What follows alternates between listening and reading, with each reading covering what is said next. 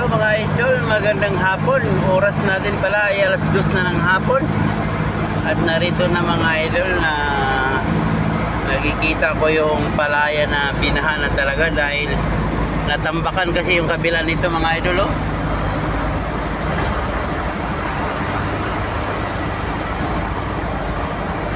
Kawawa mga idol, paano mataniman yan? Na puro natakpan kasi sa kabila ng subdivision, oh, sa dulo dun. Oh. Daan, kabilaan yan mga lods. Nabaha, paano pa nataniman yan ngayon ng pala yan? Dapat man lang ginawa ng subdivision, ginawan sana ng daanan ng tubig. Pastilan, kawawa yung palaya.